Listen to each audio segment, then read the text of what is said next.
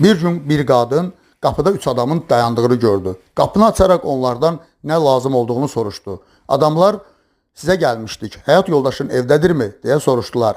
Qadın həyat yoldaşın olmadığını dedikdə adamlar onda gözləyək, həyat yoldaşınız olmayınca gələ bilmərik dedilər. Axşam oldu, qadın həyat yoldaşı evə qayıtdıqda qadın bütün olanları həyat yoldaşına danışdı.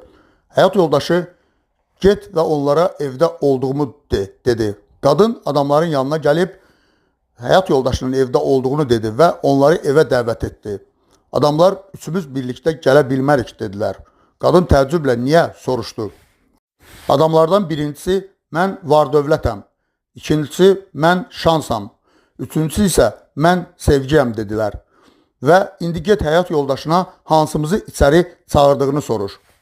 Qadın evə gəlib həyat yoldaşına bütün olanları danışdı. Həyat yoldaşı belədirsə onda var-dövləti çağıraq dedi. Qadın isə gəl şansı çağıraq deyə təklif etdi. Bu zaman balaca oğlanları gəlin sevgini çağıraq və beləliklə evimiz sevgi ilə dolsun deyə dilləndi. Və onlar ailəlikcə balaca oğlanların istəyi ilə sevgini evə çağırası oldular.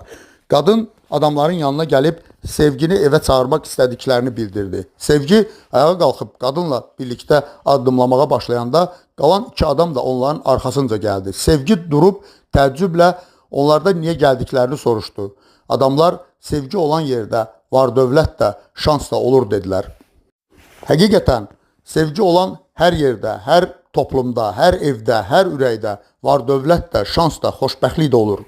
Dünyanın maddi nemətlərinin dalınca düşməkdənsə qəlblərimizi sevgi ilə doldursaq, var-dövlət də, şans da, xoşbəxtlik də ora özü gələcək.